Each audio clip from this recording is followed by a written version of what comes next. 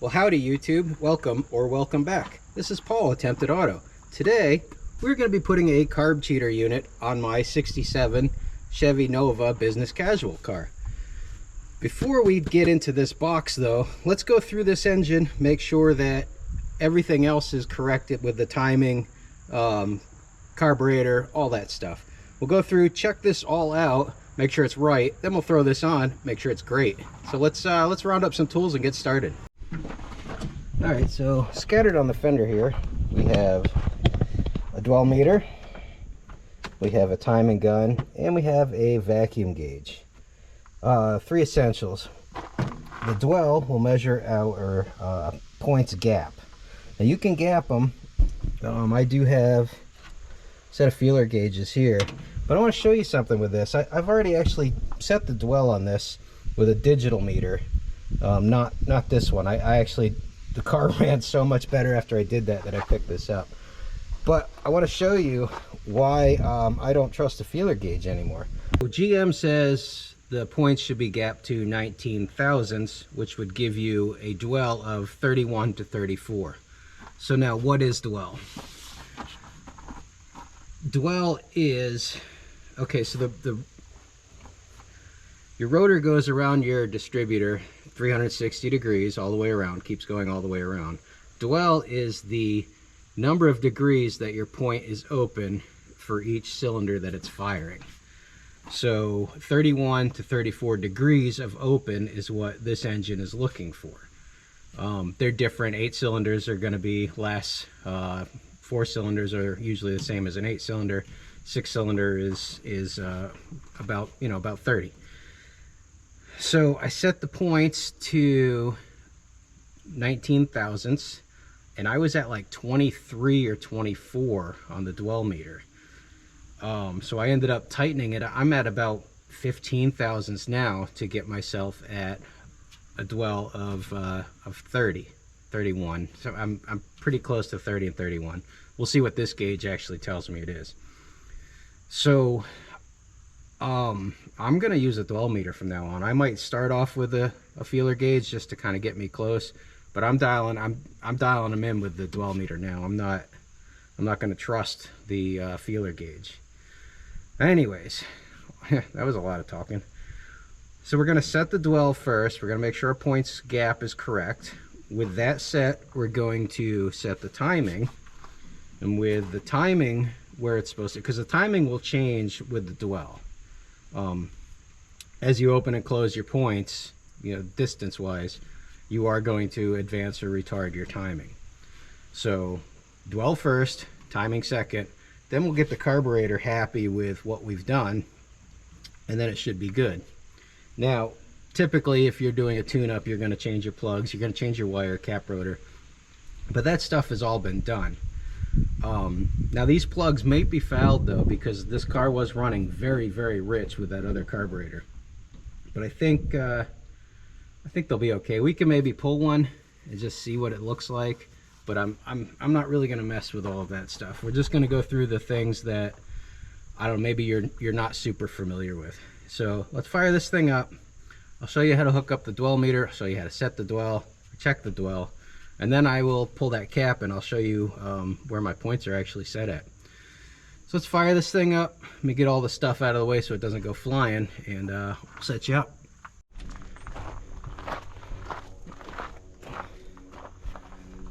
Okay, I've got most of the stuff out of the way up on the roof, so let's fire this thing up.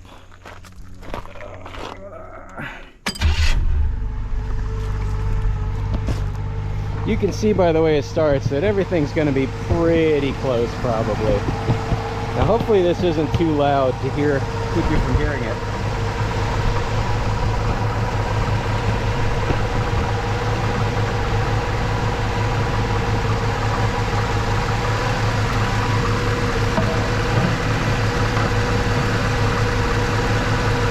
Oh, where can I set you? Boy, if only it was made to hold this.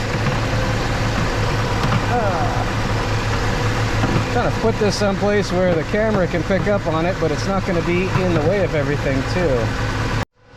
Alright, I guess I'll have to set it right here.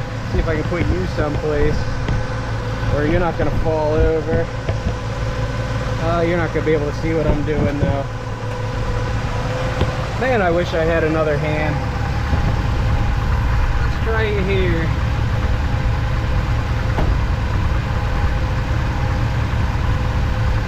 Okay, so with this flow meter, first thing you do is zero it. And actually, it's not zero.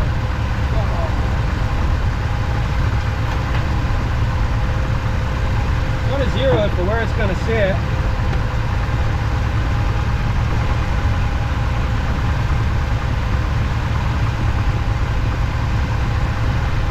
Alright, so there's zero. You have a green, you have a black.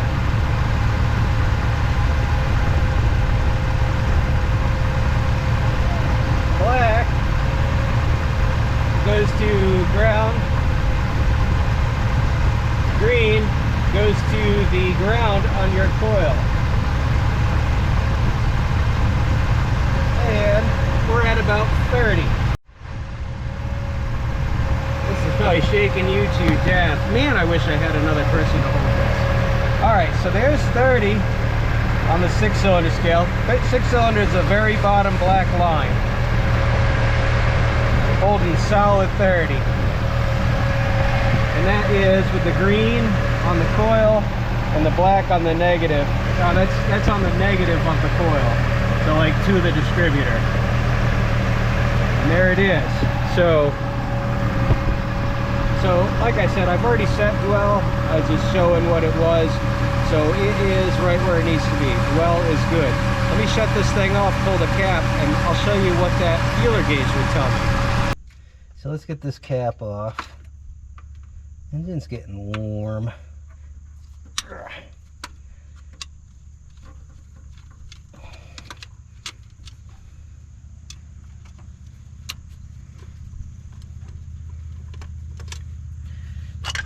I ended up spending time working on something that I really didn't want to have to work on, or didn't even know I was going to have to work on. Oh, there's some crud in here. Okay, so your points, let me find the 19. Right there is 019. Your points.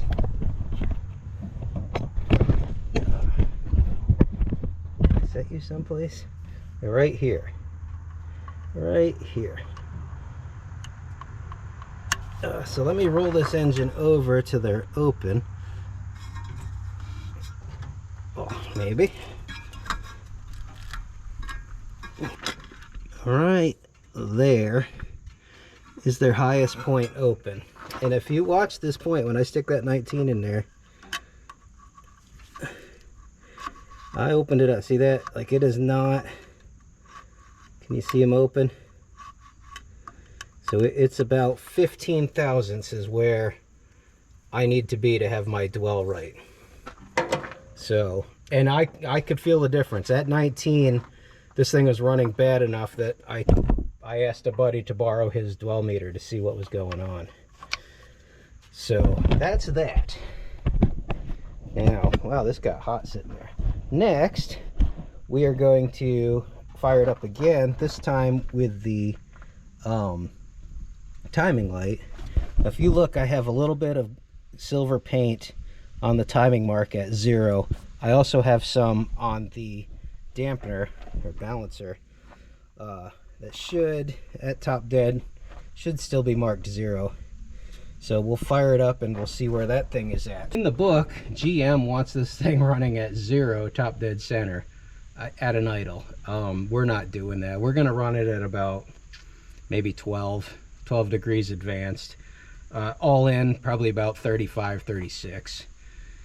So let's get the cap and rotor back together, hook up my timing light, fire this thing up, and see where it's sitting at idling. We are going to block off the vacuum advance just to set our initial timing. Then we'll hook it back up, give her a rip, see what she ends up at. Okay, timing light, red to positive. to positive, black to negative. Make sure you are out of the way of the fan, and that goes around the number 1 spark plug wire. There. Now again, make sure all of this is out of the way of the fan, because that's going to ruin your day and your tool. Let's fire it up again. Oh, one thing I forgot to mention. When you change your points on these cars, make sure you put a little bit of grease on that little cam that runs your points. They'll like it, they'll thank you for it, they'll last a lot longer. I just use white lithium. They actually make a special grease. You're gonna have to buy it online, because good luck finding it at a parts store. But anyways, a little white lithium, just a little bit, and it'll make it happy. All right, so let's fire it up again.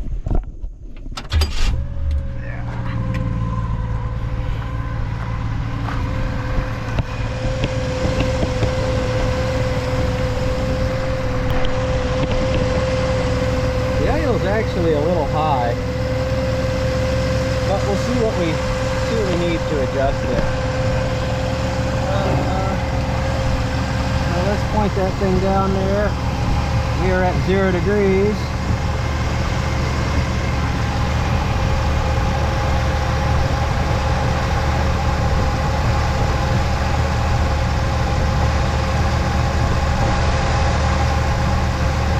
Wow, there we are.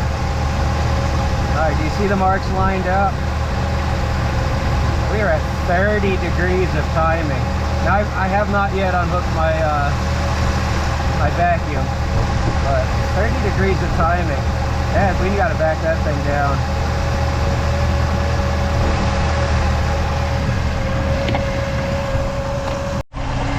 Okay, so my vacuum line is hooked back up.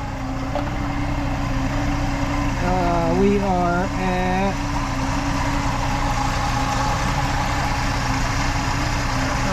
where are we? We're about, oh, I must have moved it, because I'm at about 9 now.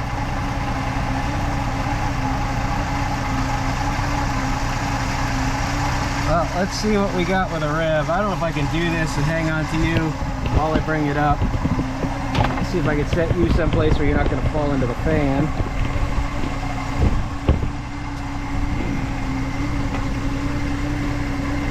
By the way, if you look at my RPMs now, at 8, they're about 600. Alright, let's see what we got here.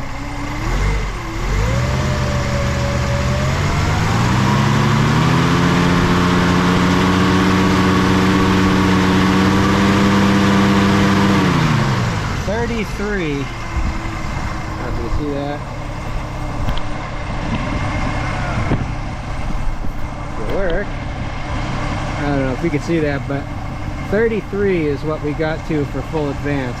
But it backed off on me a little bit, so I am going to actually adjust it just a little bit more. I think I can go a little bit higher than this with the RPMs. So actually, that's not bad. That's about the range I want. It's running. We're actually pretty close now. I just got to bump the RPMs up to about 700, and it might be good. Let's get my RPMs to about 700.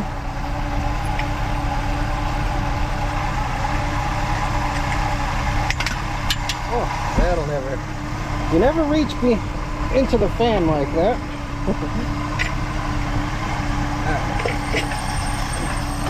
Whoa!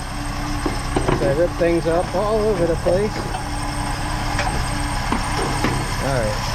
650. Right here is my screw on the back of this. Oh, I'm going the wrong way with it. Shouldn't be.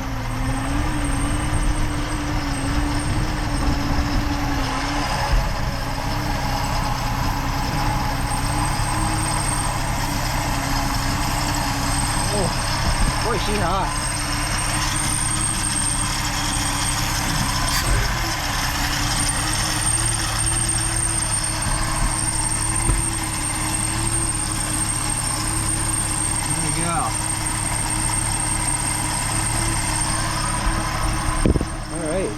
33 degrees of full timing. There she is, ready to roll. Now the last thing we can do, I'm not sure what that whistling noise is, but I guess we don't worry about it. With the vacuum gauge, which we're going to try to do this by ear, just see if we can. We're going to run that in until it starts running rough.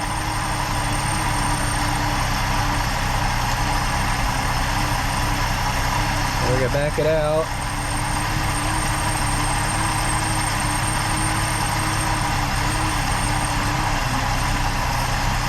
Hear the difference.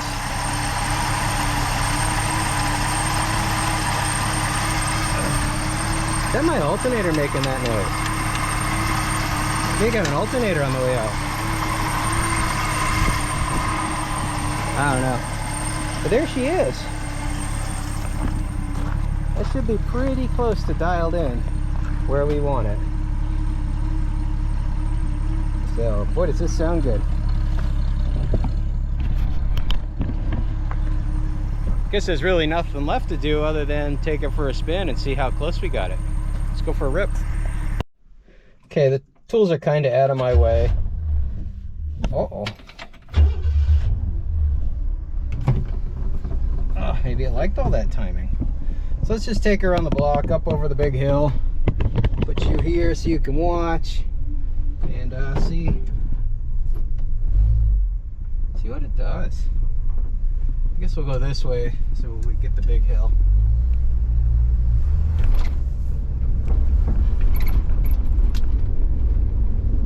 Don't fall, hang on.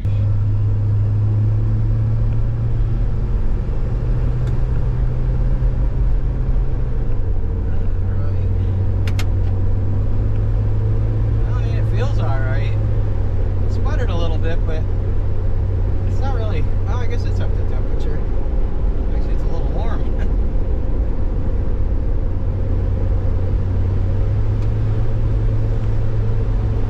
This is acceptable.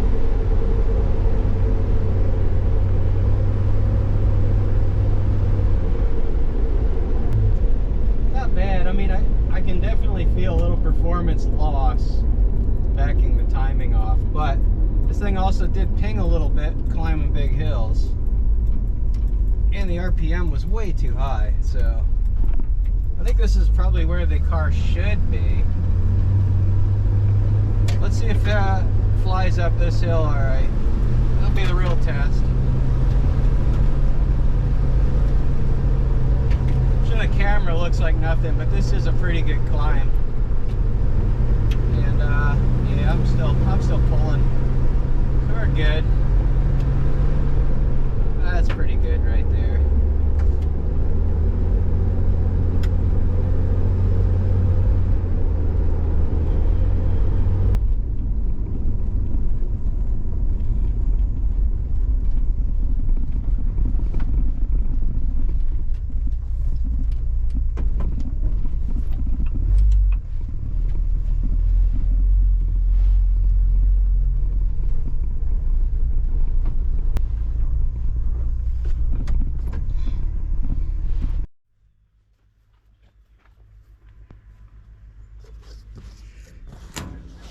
Already unboxed it because my dog wanted to check it out first. But when you get your Carb Cheater, you're gonna have some vacuum oil, the wiring harness, your oxygen sensor,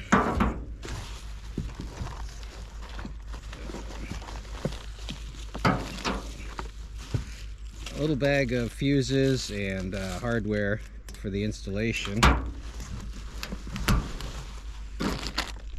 You have a Weldon bung for the oxygen sensor, but you also get a clamp-on bung with a gasket. Now we're going to do the clamp-on because I'm literally leaving in like 12 hours, or probably a little less than 12 hours. So I won't have time to weld this in, clean the pipe, drag that all out. I'm just going to drill a hole, bolt that on, hope for the best. You have your valve.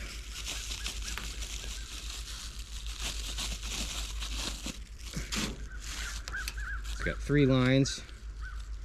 This one goes to the valve. This one gets a filter. That's your, what's that, mass air. So that's your valve. The valve itself needs to be on a dedicated vacuum line. They say centered to your carburetor. Carb Cheater comes, well, it doesn't come with, but you can order this with an adapter. They have one for 4-barrel square bore, spread bore. They also have a 2-barrel adapter. I of course have a 1-barrel carburetor on this car, so I'm gonna have to do something, you know, to get around that.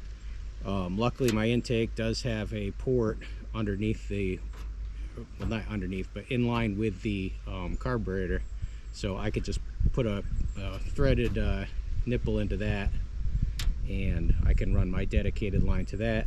I'll then tee off of the transmission. It's a power glide, so if I rob some vacuum from that, it'll just make it a firmer shift. It won't hurt anything.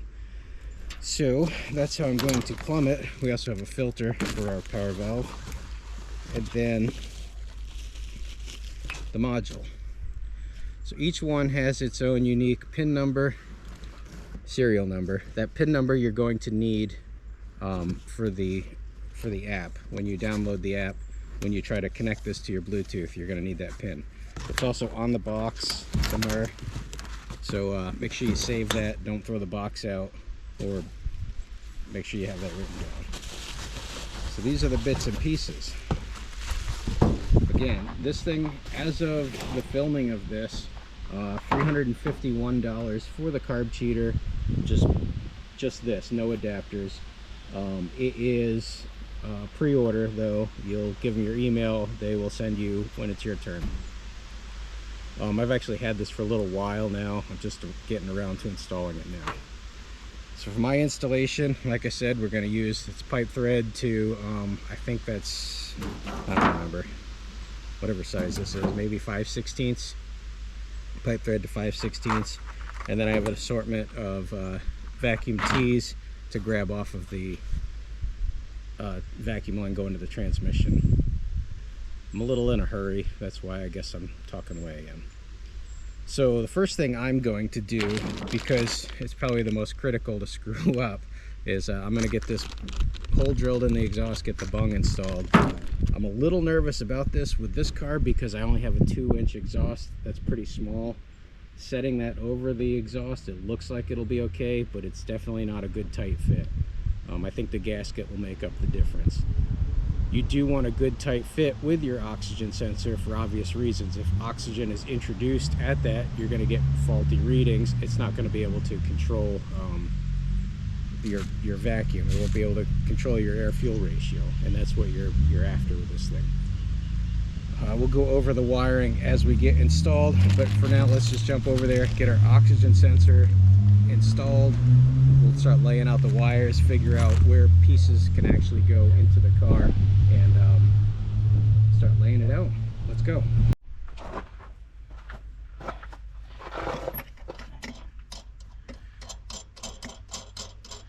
Make a little room for myself. Oh, look at that powerful thing. Let me throw this on my Studebaker.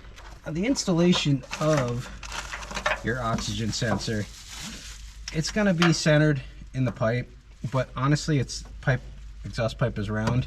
It'll be centered wherever you put it, but you don't really want anything getting into the sensor itself. So you're going to want it on the top, you know, whatever, 40-45% of the top. So the most critical thing, let me get you over here. The most critical thing really is, again, you don't want it upside down. You don't want it below at least level. You know, you want it on the high side of level. But you also want it someplace where it's not going to get into anything, or the wiring's not going to get into anything. I have a downshift here. I'm actually going to go just straight up, and we can probably route it up out of the way of everything right up through there. So I'm going to drill a hole somewhere about here, I guess, and get that thing mounted. Now, the best way to drill a hole through that is with a step bit, being real careful that you don't go too big of a hole or through the pipe and make a hole in the bottom.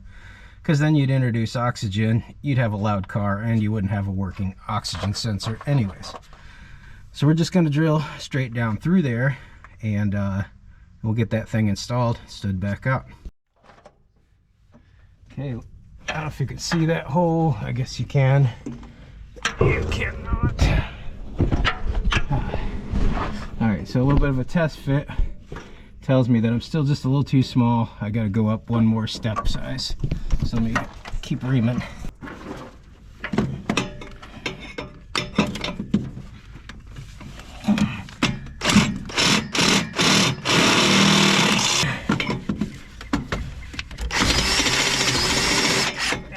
That's probably too big.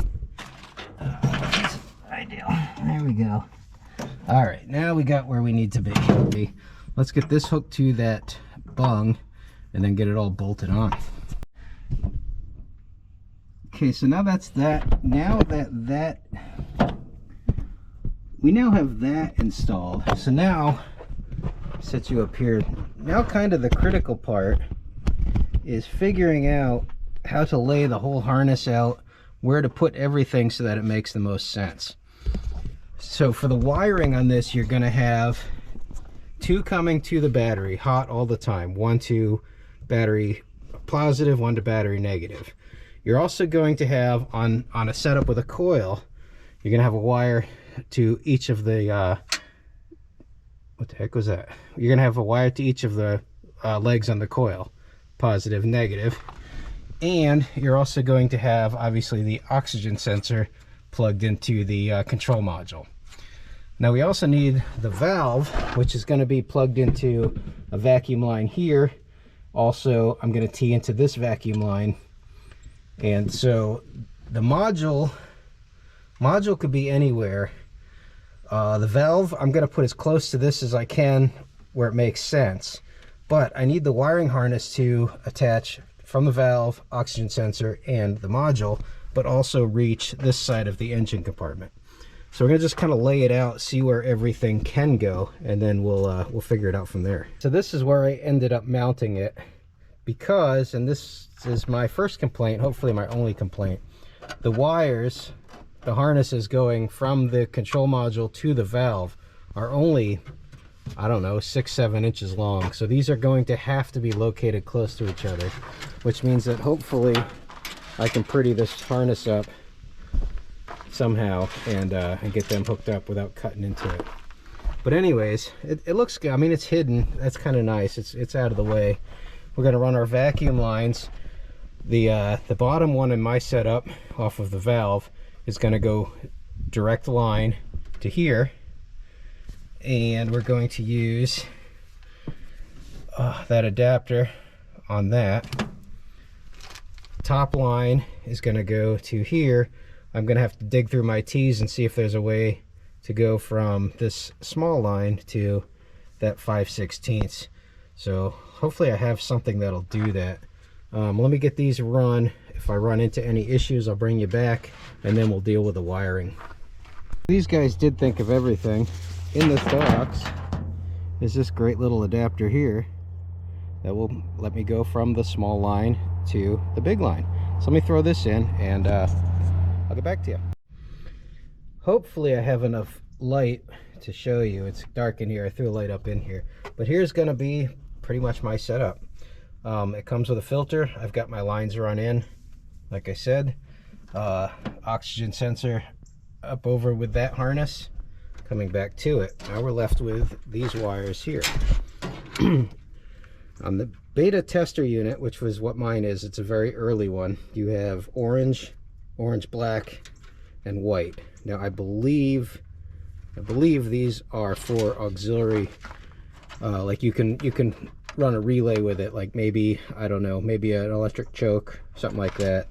I believe the white, because in the new one, I think your extra colors are blue, yellow, and orange, maybe. I'm not sure. But anyways, I believe this would be for another wideband oxygen sensor. If you already have an oxygen sensor, you could just use that. So the only ones we're concerned with are these four right here. We got red, black, which are to the battery, Black is your negative, red is your positive, and then we have yellow and green. These go to your coil. Green to the negative terminal on your coil, yellow to the positive terminal on your coil. Now again, I'm back to the same complaint before. These lines are short. In my setup with a straight 6, it's going to be difficult to route these nicely around to this side of the engine. I'm going to try to follow the harness here. I'm going to tape this up. Hopefully it'll stretch through and I can make it work. Kit also comes with 2 inline fuses. One, you're hot to the battery. The other, you're hot to the coil. Now, I'm running out of daylight quickly. I'm going to try to throw this all together real quick, and then I'll bring you back in, show you what it looks like, and then we'll fire it up, get the app loaded, and see how it works. The next thing that we need to do is get the Carb Cheater app on the phone. You can see I already found it, but it's just Carb Cheater, and there's the symbol right there. So we're gonna install the Carb Cheater app on the phone. So we'll let this rip along with my relatively slow. All right, here we go. Open. That's going to ask for 2 permissions according to Luke. One is access to location. While you're using the app is what you need to hit. It needs your location in order to run your speedometer, and I guess that's it. Okay, so now we're in connect mode or all this. So we got to go through the Bluetooth side of that. We're going to do that back in the car. So it's on there. That's the first first permission. We'll close it out. All right, my only complaint was the length of the wires from the control module to the valve. And if I had paid attention, they actually provide extensions for those 2 harnesses. So I could have put them farther apart. These harnesses are not really long enough to go. I'm shaking you all over the place. They're not really long enough to go as far as I needed them to go, but you could definitely separate those units better than I did. So here's what I did. First off, I don't need to run these wires over to the other side. I'm just gonna roll them up, get them out of my way. But the ones that I needed, I had to bring across over the engine to the coil, fused to the battery positive. If you follow that around, that's actually on the other side of the fusible link, so it's kind of double protected. And then the ground right here to the body.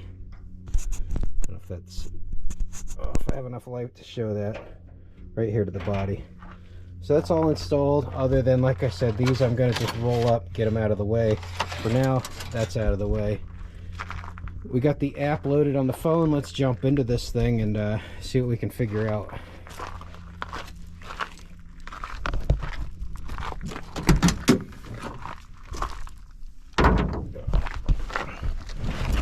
Let's turn the lights on. Look at that, they work. All right, so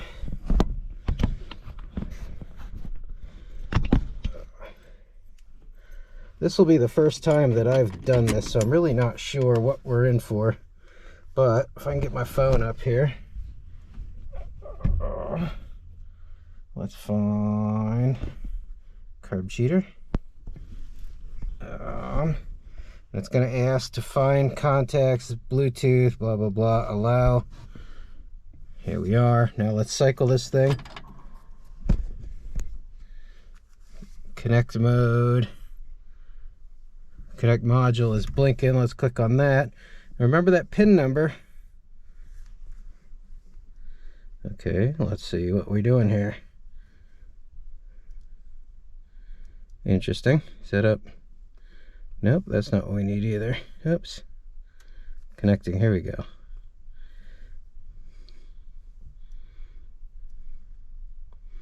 Is it connecting? I'd never put in my pin. Let's see what happens when we start it, if it'll let me start it.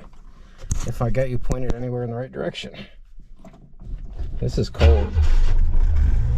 Hey, it started.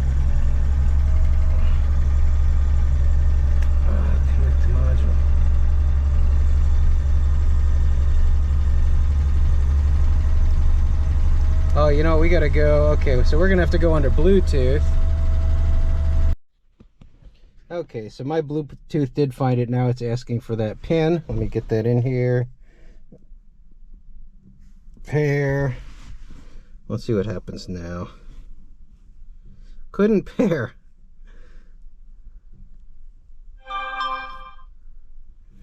Pin usually, oh, it says, okay, try 000. 1 2 3 4 zeros. Pair. Let's try that. Okay, so that is not the same place. Couldn't pair. 1 2 3 4. Pair. There it goes. All right, now we got it to pair. Carb Cheater. Okay, so after a little bit of messing around, I figured it out. I had to find the Carb Cheater on the screen, go under that, then punch in the pin number on the box, and now it's connected. I did notice that my RPMs are actually, according to my timing gun, it's 700 is where my RPMs are. This is showing me at 475. I just changed it from 8-cylinder to 6-cylinder, so it might be I have to cycle the key in order to change that setting. But I mean, as you can see, everything else is right there.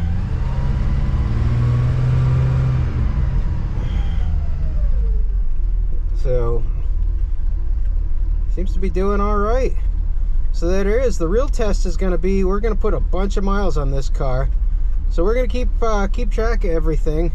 We're going to keep this video going for the rest of this weekend, and we'll see if it changes my my fuel mileage or just the way this thing runs. Here it still has a little bit of a miss in it. That's to no fault of the Carb Cheater. It had a miss before. But anyways, here we are. Here's our numbers. Hopefully cycling the key will fix my RPMs, but hey, good start.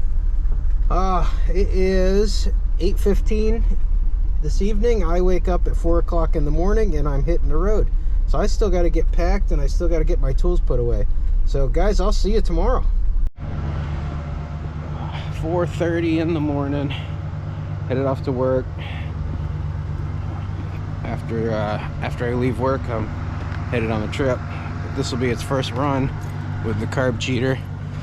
My commute is about 52 miles each way, so it'll be a good break-in for it. Let's get going.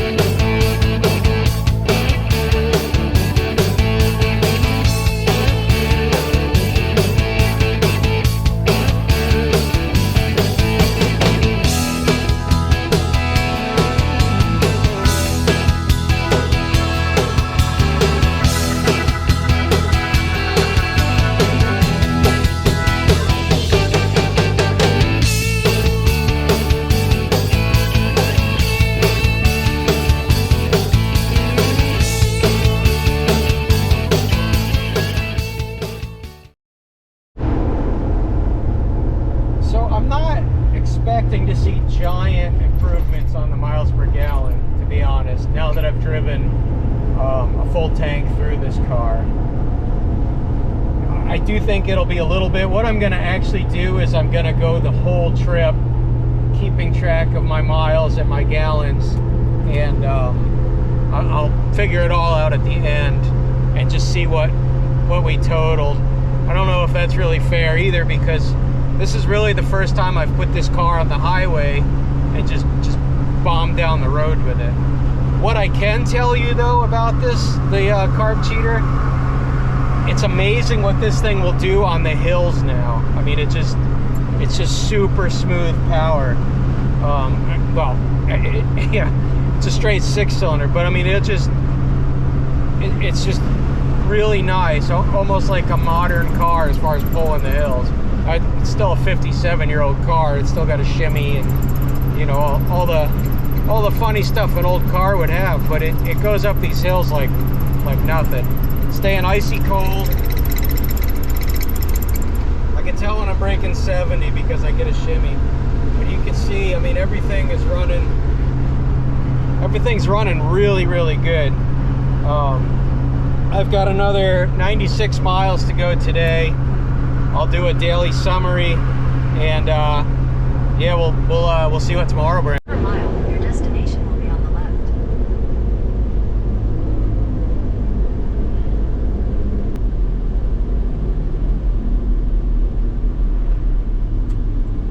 Your destination is on the left. No, destination's on the right.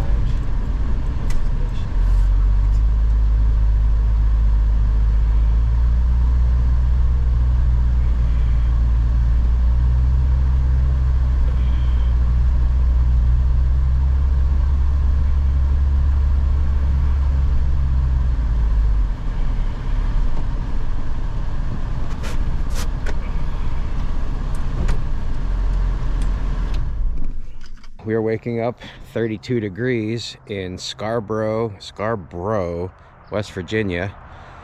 Around here, a little bit of frost on the windshield. Oh, maybe it's just a heavy dew. I guess it's just a heavy dew. Nope, it's a frost. So let's check the oil. I want to pull a couple plugs, see how they look, and load the car up, hit the road.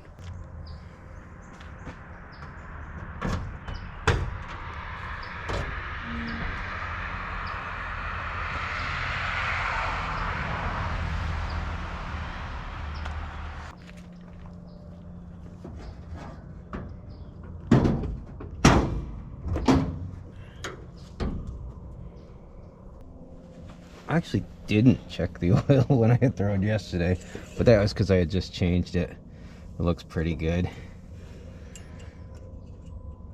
So that's not bad, just a little under 300 miles.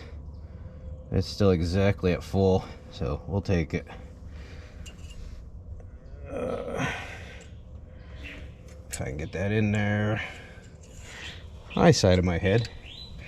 All right, let me grab a ratchet, socket, pull a couple spark plugs. I'll be right back. Okay, so pulling two plugs this morning kind of look a little lean to me. Not like scary lean, but they're a little lean. It could just be because they only have, you know, 500 miles on, or well, I guess they have more than that. They have 800 or 900 miles on them now. Anyways, Carb Cheater, on top of the product that the Carb Cheater product, they also have an accessory to monitor it in the car.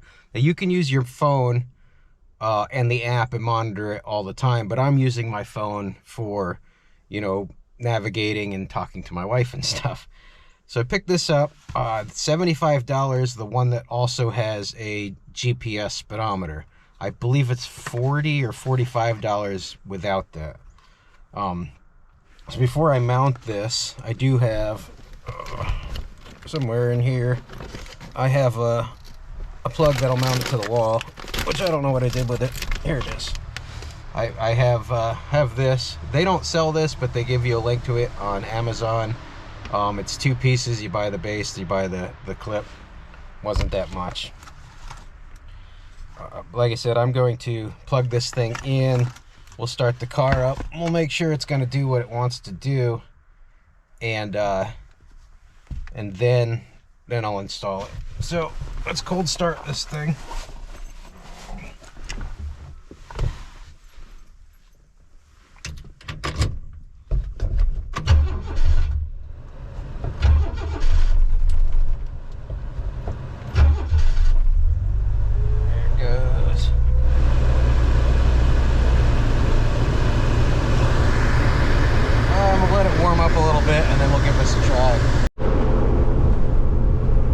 Giving me no indication at all, according to the Carb Cheater, that it's running lean.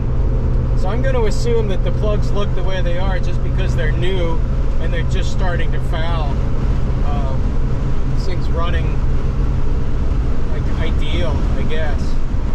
Now the problem, the latest problem with the car is when it tried to roll to 50,000 miles, it got stuck.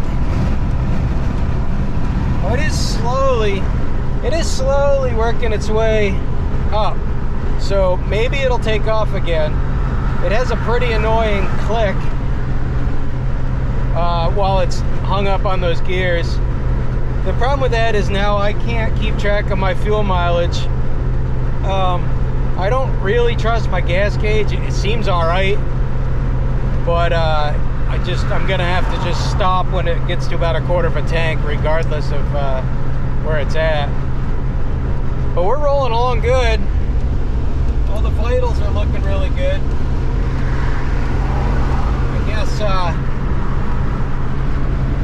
I guess the voltage is a little high, but that's all right. Doing 65 miles an hour. Sometimes I'll hit a bump, and I think the vibration that I'm getting, thinking about it, is actually I put balance beads, those weighted balance beads in these wheels. I've never used them before, so I might have put too much or too little in it, and maybe the shimmy is just those beads not able to keep up or something. Probably at some point I will get rid of them and just have tires balanced and see if that does anything better. But for now we're rolling along pretty good. We're gonna be crossing into Tennessee really soon. I'm actually a little bit ahead of schedule, which is kind of nice. But yeah, I gotta stop soon. I've been a little over 100 miles. Need a bottle of water, pee break, maybe fill this thing back up, so I don't have to worry about it for a while. But we're just gonna keep on cruising along, doing really good. So the angle's not right to go in there, but I guess I can put it on the glass down low here, maybe. Maybe that'll work. I don't know. Still pretty nasty. I thought I cleaned this thing, actually. All right, I'll give that a second to dry. I think. Get that out of here. I think I could just splatter that right there.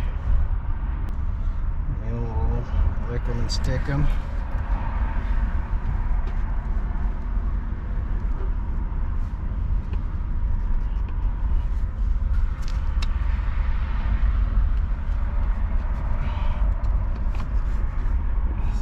That, and we got that probe for the GPS speedometer right here. We'll run that over and we'll stick it to the other side. Yipper.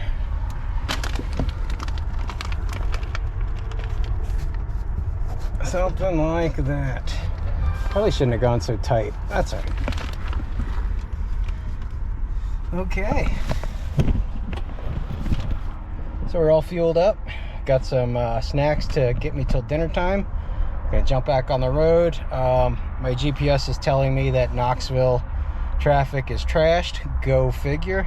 So who knows how long it's gonna take me to get through Knoxville. This thing hasn't gained a degree in temperature. Check it out. I mean, we're doing really good. We came around a corner, I smelled gasoline a little bit. There was a junky old truck next to me. If I smell it again, I'm definitely gonna stop. Make sure that it's not coming from me, because I'd hate to have this thing burn up on me. But we're ripping along, man. Kind of uneventful. I guess that's good. Well, good morning. It is Saturday, day of the cruise. We are in beautiful Athens, Tennessee at an Airbnb. This place is awesome. Airbnb is just the way to travel if you get a chance. So we're gonna do the normal morning stuff. I am going to check my tire pressure. They look all right, but I'm beginning to wonder if the balance beads are the reason that I have that little vibration. And I think I'm going to try to pump them up kind of hard and see if that helps the balance beads. But, you know, we're going to just do the normal morning stuff to an old car. Make sure the fluid levels are okay. Fire it up. Make sure it's not rapping or pounding, because that seems to be my luck. And we'll get some air in the tires, and I don't know. Yeah, a couple of them are a little low, so I guess there's a good thing to check. So we'll get them all up to, you know, 32 to 35, and hopefully that'll make it ride a little better. And we are off. Gotta lock this thing, see if I can figure this out. Alright, there it goes. Guess that's all you do. It'll unlock. Guess that works. Got everything. Already checked the car all over. So we will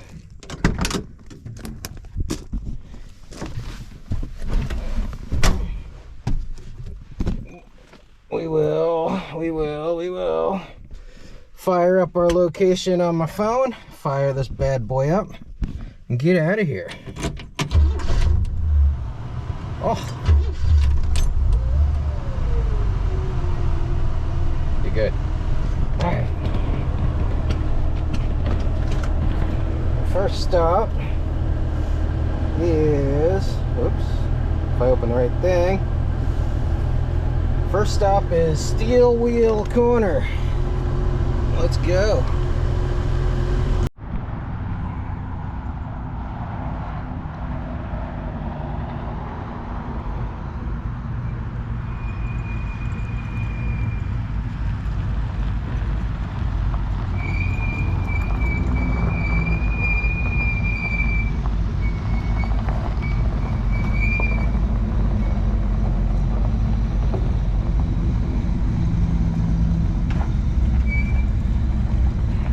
Got some brake squealing.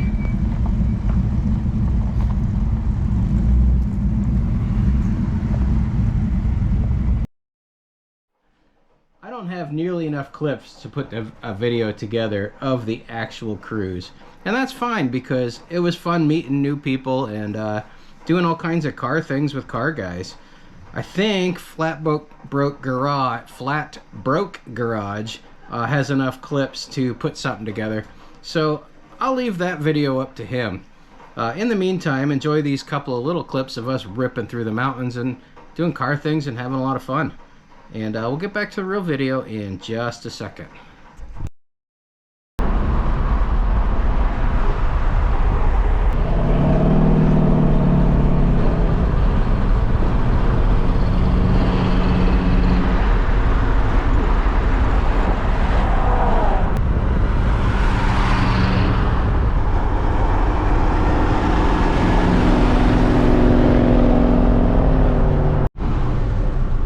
So I noticed yesterday in the mountains, and then again this morning going to get gas, but this thing's it's actually struggling to stay optimal. So what I'm going to do is we're going to use the Carb Cheater to actually tune the carburetor a little bit. So what we're going to do, we're going to turn this unit off, because the Carb Cheater is Bluetooth. It can only connect to one at a time. So now we're going to take the phone,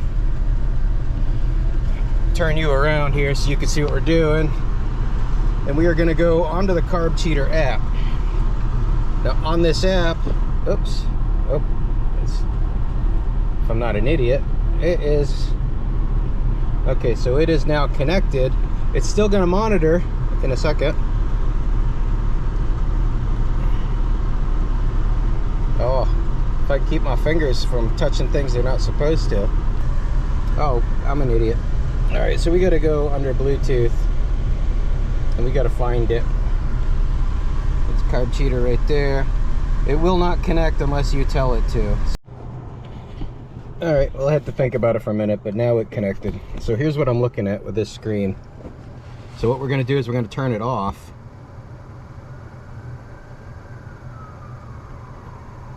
Oh, required from home screen. Let's go to the home screen. Okay, so we're going to turn it off. Do you want to turn off? Yes.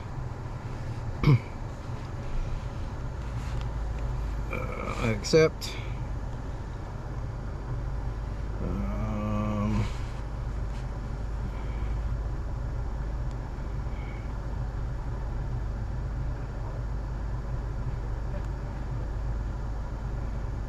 Okay, so now it is turned off. So what we're going to do now is start the car up.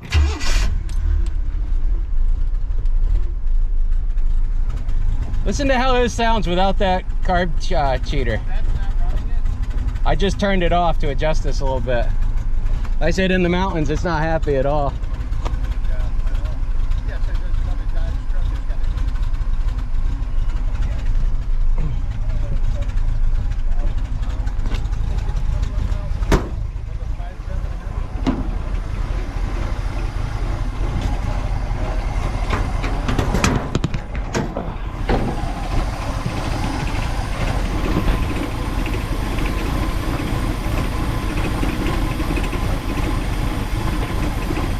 Okay, from here we can watch it and we can adjust it in.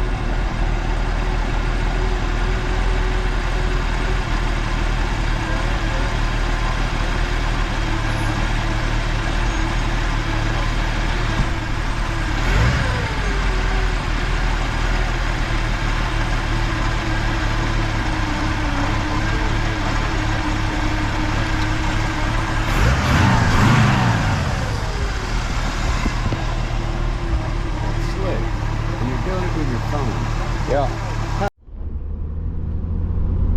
Just a little update on this. I mean, we've been pounding these mountains.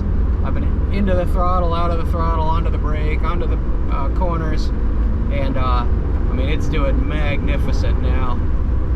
So that little tune-up that we gave it, just that little tiny bit of adjustment, and it's really, really going good now. So it's kind of nice that, you know, it'll help self-tune, but at the same time you can use that as a tool to tune it better. And yeah, what a nice little ride and rig this thing is. Okay, and with that final gas stop, we are splitting up. We are heading in our own directions. I am headed home. I am 84 miles from home, which means that we've gone a little over 1,600 miles at this point. As you can see, this thing is just doing an amazing job keeping this thing running smooth. My idle issue, I believe, is just my old worn out points distributor. I'm gonna throw an HEI on this. Yeah, GPS.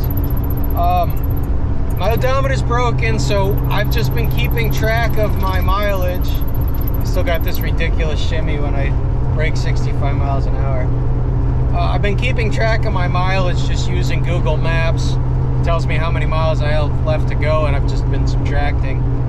I've been getting anywhere from 18 and a quarter to 22 and a half miles per gallon with this thing. I'm getting real close to my last fuel up. I will fill it up one more time before I get home. But for the purpose of this video, I think we're done. I think that I've proved that Carb Cheater is one heck of a system for a straight six, 1-barrel carburetor. So guys, thanks a bunch for watching. Give me a like if you want to. Subscribe, that'd be great. Go check out Thunderhead289's Carb Cheater product though. It's really, really terrific.